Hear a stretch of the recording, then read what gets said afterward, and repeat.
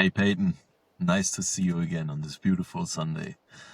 This time, a quote by a really courageous woman, Anais Nin, and she said, "Life shrinks or expands in proportion to one's courage. Life shrinks or expands in proportion to one's courage." What ideas do you have on this quote? Please share them with us today. Wonderful quote and a wonderful topic. It's so true that the amount of courage that we bring to our life is one of the most important causal factors in the paths that we can go down, in the possibilities that are open to us, and ultimately how I would call the fullness of our life and our journey and our experience. You can see in many obvious ways that when we do have courage, we decide to take risks, we decide to face the unknown, we decide to go out of our comfort zone, we decide to open ourselves to uncertainty. And obviously, these riskier, more challenging paths do have pros and cons. They do have very much these two sides of them, where if you play it safe and you stay in your comfort zone and you don't stick your head out and you stay to what you know, then you probably are likely to have softer falls. You probably are likely to have less volatility and tumultuousness in your external environment, in your circumstances, less displacement and dynamism and risk. But the insidious side of that and the hidden long term aspect of that is that we are very tempted to live far short of the potential for the fullness of life, for the expansiveness and growth that this journey can provide to us when we do face the unknown, when we do go down our own path, when we do face risks and bring courage to situations that could be perceived or even real danger and risk. And if you go to play a video game, if you go to play The Sims or something like that, or Skyrim, if you go to for example, if you go to play Skyrim, you're not going to go find a job at the local general store in the first town that your character spawns into, and then play the rest of your playthrough just waiting for customers to come in and out to buy loaves of bread. Obviously, you wouldn't do that if you were playing a game. You're going to go out, you're going to adventure, you're going to go on quests, you're going to learn shit, you're going to develop new skills. And this is, we know on some level, fun. This is on some level, we know, more fulfilling than just sitting in one spot and playing it very safe. And obviously, when we watch movies, we don't gravitate toward the movies that's just about somebody staying within their comfort zone and playing their weeks on repeat for 40 years. We look for the adventure, we look for the conflict, we look for the ups and downs, the volatility, the question, the mystery, the dynamism of somebody's journey, of somebody's path. And in our own life, we are very tempted to do the opposite for myriad reasons. Obviously, when you go play a video game and your character dies, you don't die. So you don't have the same amount of risk and downside in this game. And in real life, we have this set of societal expectations, family expectations, set of fears, set of pains and aversions that are conditioned and baked into us and then reinforced. We have some early experiences in childhood of when we took risks and it really hurt, or we looked stupid, or we felt bad about ourselves.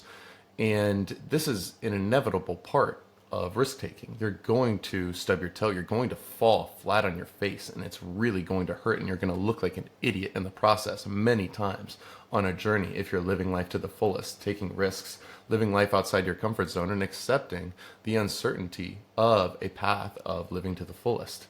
And so there's various lessons that we can take from this. We can feel the pain and we can feel the aversion to the pain.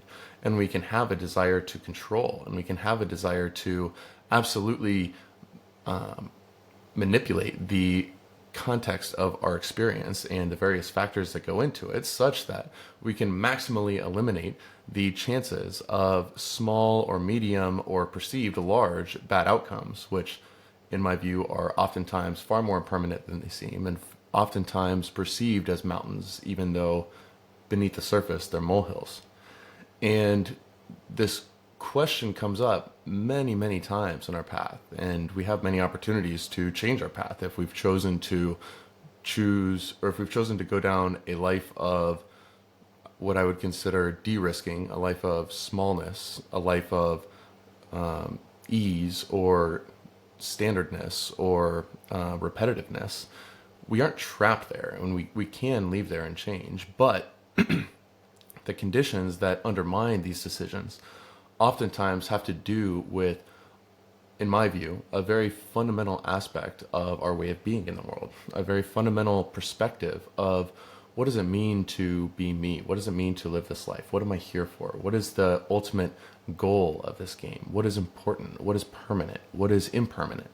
And ultimately, what does it say about me if I stub my toe or fall along the way? Do I have more to lose from looking stupid than I have to gain from taking risk and opening myself to the possibility of this world and of life outside my comfort zone and of personal growth that can only come from being stretched and going through pain and experiencing discomfort and looking like an idiot as a beginner?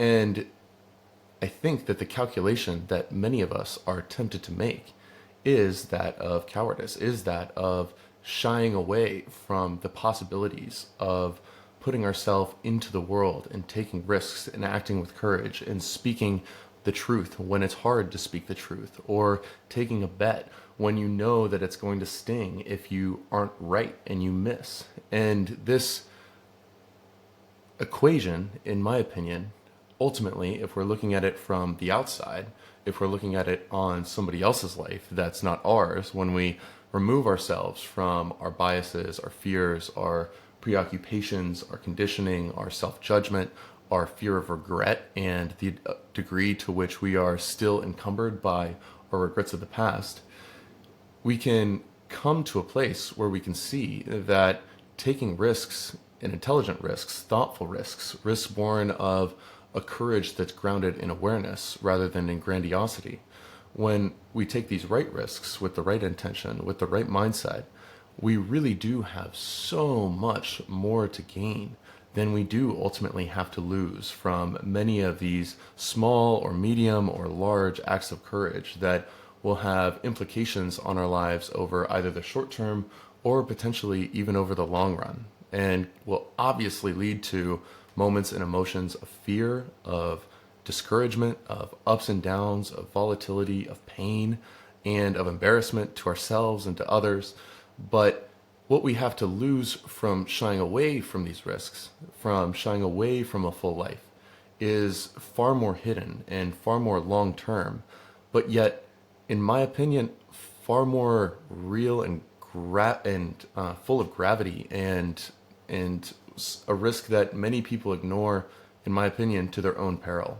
And we have this one journey, we have this one life, and we can choose to live it fully. We can choose to live from a place of awareness that gives us a true courage, a true groundedness in the unshakability of our soul and of the strength within and of the peace that we have within us. Or we can shy away from it. And in doing so, I believe that many people experience the tragedy of a lack of fulfillment and looking back on their lives with a sense of, is this really what I was meant to do? Did I shy away from the things that I could have engaged in, the things that would have made this life as fulfilling and as dynamic and as engaged and as exciting and as growth filled and as impactful for myself and others as it could be? And this is a choice that comes up many, many times in many ways, and none of us are going to have a perfect track record in one way or another. And in fact, perfection does not look like extremes as it relates to this. It relates to a golden mean and a balance that comes from awareness of what this situation calls for from us in every moment. But ultimately, fear plagues us all. Fear is a part of all of our psychology, and the fear and fragility of the ego and of self-concern and of ascribing a greater permanence to events and movements than they actually have and making these mountains out of molehills oftentimes is one of the greatest limitations to almost all of us. And this Limitation is a self limitation that arises from within, that oftentimes we look for external excuses to put on this as to why we're limited from without, rather than taking matters into our own hands, jumping in, having courage, taking risks, facing uncertainty, and encountering the pain along the process. And so this is a crazy dichotomy that has so many implications on our lives. We can have great decisions, great judgment, great creativity, but if we do not take the risks to put ourselves in a position to leverage these things or to explore these things, then oftentimes many of these dormant intrinsic capabilities that we are given will sort of atrophy throughout the course of our lives, and we will not live fully, we will not engage fully. And so this is I think, a pivotal capacity that is within all of us, that all of us can cultivate, that all of us can lean into, that whether we do or whether we don't, will have a major leverage impact on the path and the journey that our lives take. What do you think about courage and this fullness or shrinkingness of our lives based on our capacity to have courage? Well, that's a great question, and your insights are also great. And you and I want to live a great life as well. So obviously, we want to expand it. And as she says, life shrinks or expands in proportion to one's courage. We need to take more courageous actions if we really want to expand the perceived experience of our life. So if you think which experiences expand our life, which do we find expansive? We see the moments of immense connection with friends and family and loved ones. And we see moments of full connection with nature, or experiencing something unusual or great or even courageous. Acting despite your social fear of embarrassment. This is what I think about courage. We can expand our life if we act despite our fear, if we take these risks, like you said. For example, yesterday I was partying with my friends, and I took the courage and went to the dance floor without anyone on it. And then people came as well, and my friends came. And then my friend was outside. There was a window, and he danced like others were smiling, but we connected, and the group of friends connected through the glass in the window. And this was just this small social risk, but we took the courage to just express ourselves to the fullest and connect with each other through the dancing and not minding the judgment of others. And that made the evening just great. These kinds of small levels of courage also count and make up our lives, but also the kinds of big courageous acts you need to take. Tell your loved one or your boss an uncomfortable truth, or your client, and then take the full responsibility and own every effect or outcome from telling that truth, but living with alignment with yourself and being courageous, telling the truth and aligning yourself with reality as it is and with your values as you are, so that you can expand yourself and your life the way you are made up, the way your core and your values try to grow out of yourself. So I think, or even bigger acts of courage when you are fearful of being hit, and then save someone who fell in front of a coming train or whatever. And we call them heroes because they display an extraordinary level of courage. And we always remember the heroes, and looking back on your own life, you always remember the moments when you acted courageously, and not only living in the moment, but also looking back and reflecting upon your life, being on your deathbed. This also fits into the minimization framework, regret minimization framework. You don't want to regret anything when you're dead, and therefore when you are dying, and therefore just live a courageous life. So because if you live courageously, then obviously your life expands in a way that you would want it to expand. Go and visit this friend and fly around the world, or go and ask whether you can help the old lady across the street out to carry something, or just approach that client, the potential client, and ask whether you can bring some value with the things you can give. Or go ask that girl for a date or for her opinion or whatever. Fearing to get a response, a negative response, often leaves us doing nothing.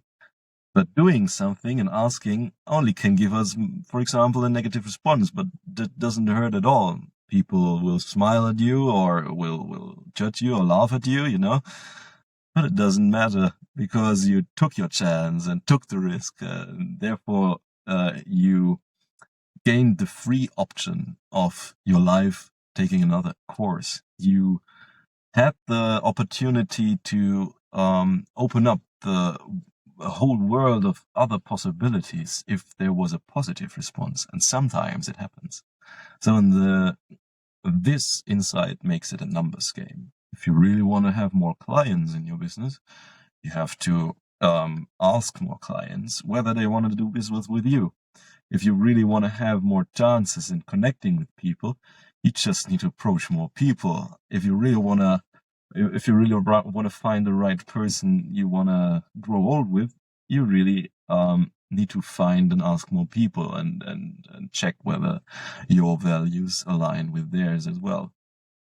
And so this makes it a numbers game.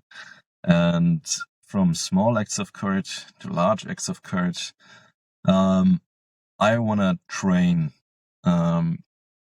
the bias towards acting courageously, because I often talk about the whole body, yes. And if you feel in your gut that something is right, and in your heart that you have an emotional connection to it, and in your mind and your logical reasoning says, okay, this makes sense to do, then go. But if something says, okay, no, this does not feel quite right, then don't go. But this is obviously to be judged in a different way. If you feel, oh, it doesn't feel comfortable.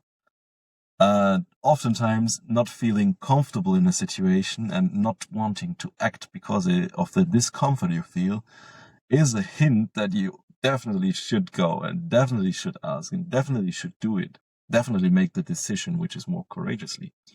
This is obviously to be separated from a gut feeling which is mostly negative, or a gut feeling which is like exciting and prepares your body for the upcoming challenge which you face.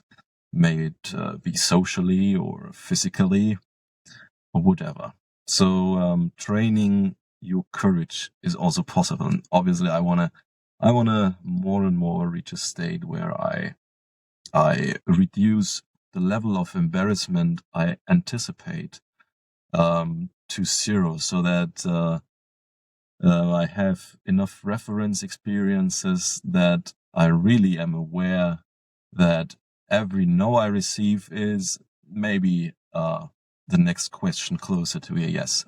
Like the little boys we encountered on Tulum Beach together. You remember them?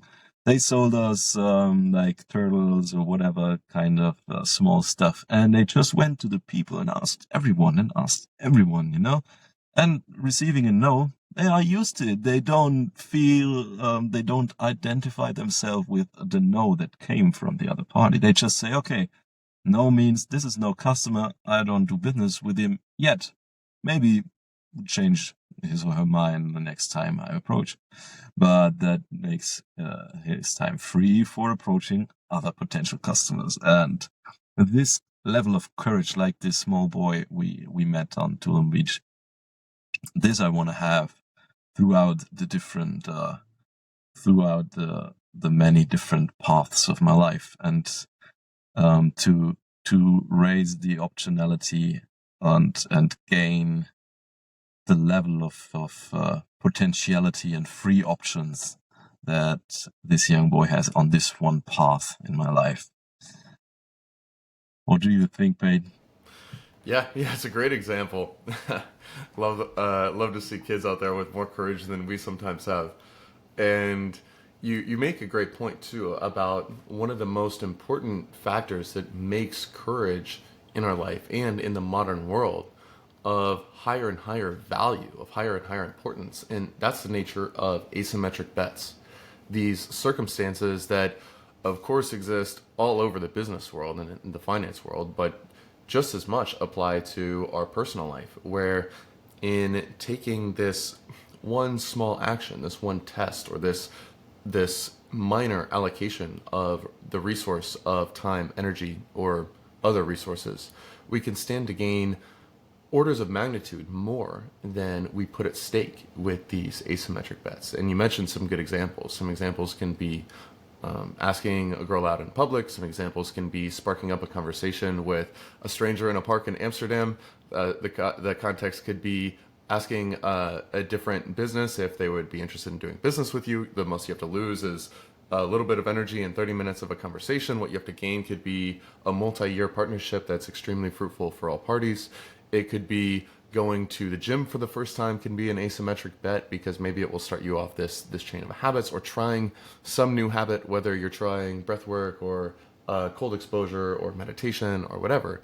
You're putting at stake a small amount of time and energy to this, but if this habit takes root, and if you find that this new activity that you're doing resonates with you and changes what it's like to be you, then you could potentially have years of increased personal power for the cost at stake of a week of 10 minutes a day of your time. With many of these things, you can have so much more to gain than you have to lose. And what gets in the way of us taking as many of these asymmetric bets as present to us? Obviously, multiple things, but one of the things that seems to be the most prevalent, certainly in my life and also in the lives of many others that I see, is that of identity. And identity can get in the way of courage in myriad ways. Obviously, it's easy to picture somebody who has a sincere, conditioned, trained belief that they are incapable, or they are weak, or they are stupid, or that they will look stupid if they do things, or that they are incapable of overcoming regret of their own mistakes.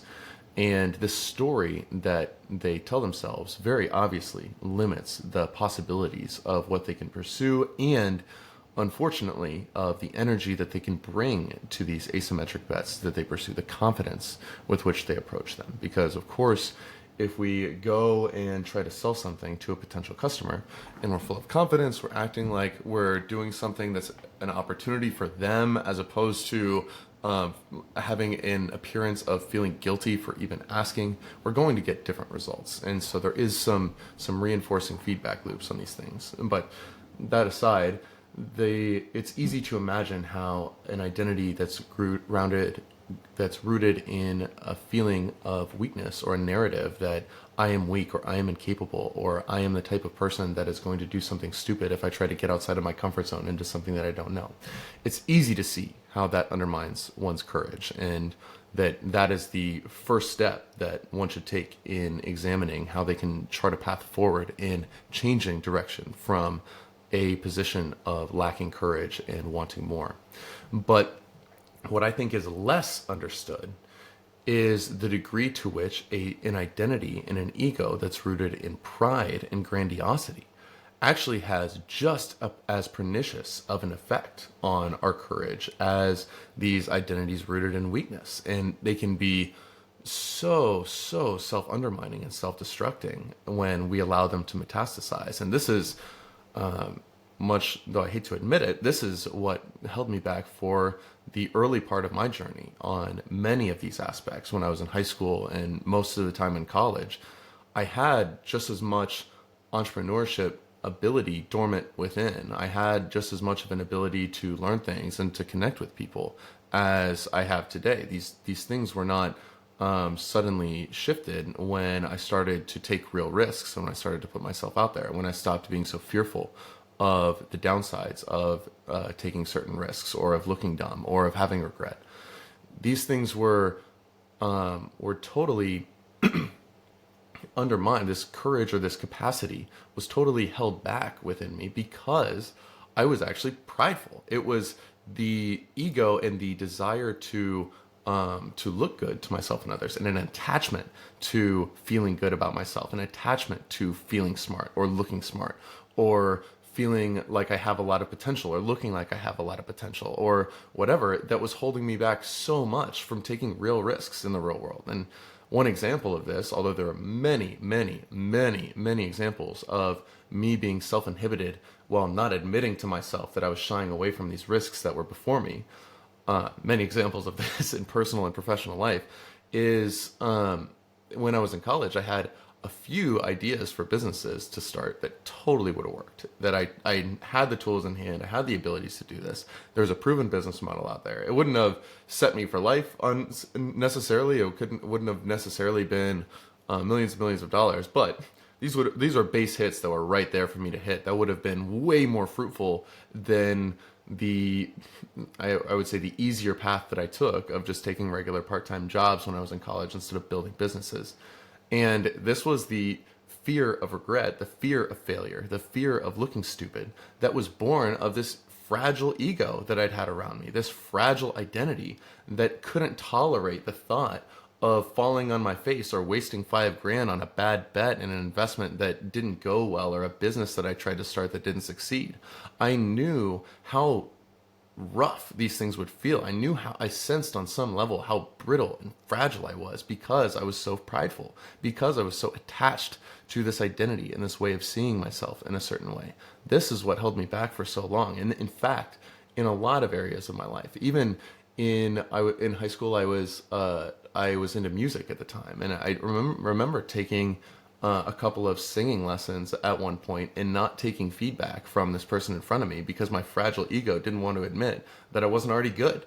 And this can apply in so many big and small directions. Times when I wouldn't go and approach a girl or talk to her because I didn't want to get rejected, because I wanted to maintain this identity in my mind of how attractive I was, and I was attached to that. And on some level, I backed away from these things while making other excuses about why I was really shying away from a potential situation, why I was not acting courageously. I would make these excuses in the external world about how this and that wasn't true, about how if I do this, then what about this, or whatever. But really, I was confabulating these. I was trying to create a story to justify to myself why I was holding myself back, and I was not aware at all at the time of the fact that the ego, the pride, the attachment to an identity was actually the root of the fragility, was actually the root of the fear, was the root of the shame, and the fear of the shame that comes with failure and stubbing my toe, or looking dumb, or having some regrets, or not accomplishing what I'd originally set out to do, or miscalculating an opportunity and falling on my face with it.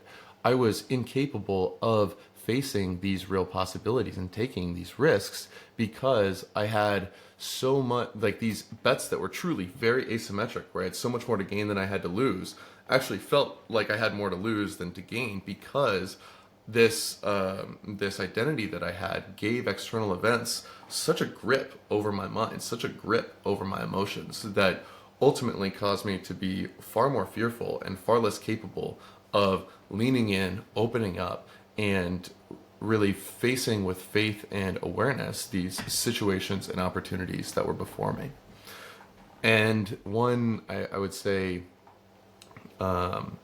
dichotomy that is beneath here, and also kind of intertwined with this concept of awareness versus ego, or groundedness versus pride and grandiosity, is that what can look like courage on the outside could be two totally different things, with two totally different natures and two totally different effects, depending on what is going on within our mind, depending on the posture of our awareness and of our soul, ultimately. And what I would say this dichotomy runs along is true courage versus false courage. And true courage is this way of being that's grounded in faith and grounded in awareness, and that I can face this fear because I have faith that no matter what happens, no matter if the risk plays out or not, that I will be okay. This confidence that is unshakable because we are connected with the source of our own freedom, and we know that this life that we have, this strength that we have, this abundance that we have is truly from within. Anything that we can fully connect with, anything that can truly nourish us in a way that's satisfying is coming from within. And that ultimately we are not our identity. We are not our perception in other people's minds or in our own minds. That these waves and changes and shifts of momentum of experience and labels that we put on ourselves or that others put on ourselves, or the way that we feel or the way that we appear or the story that it tells about us or the narrative that we have about ourselves, ultimately these are not who we are. And this recognition